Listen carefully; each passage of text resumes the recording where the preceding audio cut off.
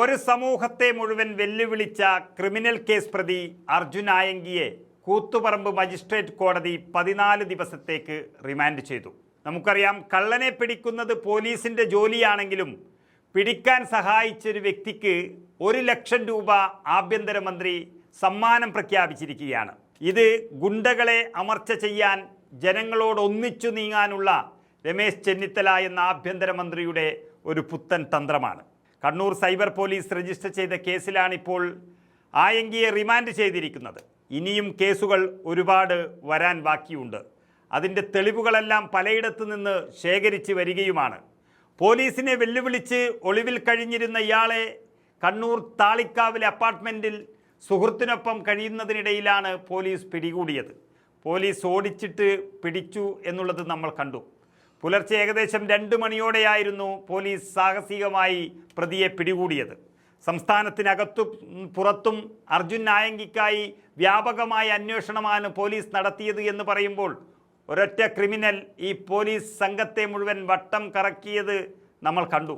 വാഹനങ്ങൾ മാറി മാറി ഉപയോഗിച്ചും മൊബൈൽ ഫോൺ വഴിതെറ്റിച്ചും അന്വേഷണ സംഘത്തിൻ്റെ കണ്ണ് വെട്ടിച്ചുമാണ് അർജുൻ ആയങ്കി ഈ ദിവസങ്ങളിലൊക്കെ യാത്ര ചെയ്തത്.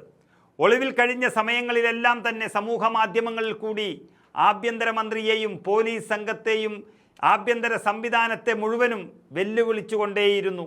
കേരളം മുഴുവൻ ആയങ്കിയുടെ അറസ്റ്റിന് ആഗ്രഹിച്ചതും അതുകൊണ്ട് തന്നെയാണ്. കാരണം ഇങ്ങനെയുള്ളൊരു ക്രിമിനൽ പുറത്തുനിന്ന് വെല്ലുവിളിച്ച് അത് മലയാളികളെ മുഴുവൻ വെല്ലുവിളിക്കുന്നതിന് തുല്യമായിരുന്നു. അതോടെയാണ് ആയങ്കിയുടെ അറസ്റ്റിന് ഇത്രയും കൂടുതൽ പിന്തുണ രമേശ് ചെന്നിത്തലയ്ക്ക് ലഭിച്ചിരിക്കുന്നത്. അർജുൻ ആയങ്കിയെക്കുറിച്ച് വിവരം നൽകിയ ഓട്ടോ ഡ്രൈവർക്ക് പാരിതോഷികമായി അങ്ങനെ 1 ലക്ഷം രൂപ നൽകാൻ സർക്കാർ തീരുമാനിച്ചിരിക്കുന്നു. കേരളം കണ്ട ഏറ്റവും വലിയ ഗുണ്ട ജനങ്ങളെയും നിയമത്തെയും വെല്ലുവിളിച്ചുകൊണ്ട് നടക്കുമ്പോൾ അയാളെ പൂട്ടാൻ ഒരു ഓട്ടോ ഡ്രൈവർ കാണിച്ച ധൈര്യത്തിനാണ് സമ്മാനം നൽകുന്നത്. ഓട്ടോ ഡ്രൈവർക്ക് പാരിതോഷികം നൽകാൻ തയ്യാറെന്ന് ഒരു വ്യക്തി തന്നെ അറിയിച്ചതായി മന്ത്രി രമേശ് ചെന്നിത്തല വ്യക്തമാക്കുകയും ചെയ്തു.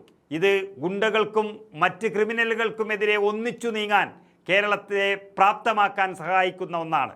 പണം സമ്മാനമായി നൽകുക എന്നുള്ളത് തലയ്ക്ക് ഇനാം പ്രഖ്യാപിക്കുന്നതും രണ്ടും രണ്ടാണ്. കൊലയാളികളും കള്ളക്കടത്തുകാരുമായി കേരളത്തിലുള്ള ഒട്ടനവധി ക്രിമിനലുകളെ അറസ്റ്റ് ചെയ്യുകയും ഓപ്പറേഷൻ ഗ്രിപ്പ് ആരംഭിക്കുകയും ചെയ്തത് വ്യക്തമായ പദ്ധതികളോടുകൂടി തന്നെയാണ് രമേശ് ചെന്നിത്തല. അതിലേകദേശം 300ഓളം ഗുണ്ടകളുടെ പേര് ലിസ്റ്റ് തയ്യാറാക്കിയെന്നാണ് മന്ത്രി തന്നെ പറഞ്ഞിരിക്കുന്നത്. അതുപ്രകാരം പോലീസ് നടത്തുന്ന അതിശക്തമായ നീക്കത്തിന് ഈ സമ്മാനം ഒരു പ്രചോദനമാകുമെന്ന് ഉറപ്പാണ്. പോലീസിൻ്റെ നീക്കത്തിലും ഉദ്യമത്തിലും പൊതുജനങ്ങളെയും കൂടി ഭാഗവാക്കാക്കാൻ പ്രേരിപ്പിക്കുന്ന ഘടകമാണ് ഈ സമ്മാനം. അങ്ങനെ ജനങ്ങളും പോലീസിൻ്റെ നീക്കത്തിൽ ഭാഗവാക്കായി എന്ന് പറയുമ്പോൾ ആ പദ്ധതി വിജയിച്ചു എന്നാണ് അർത്ഥം.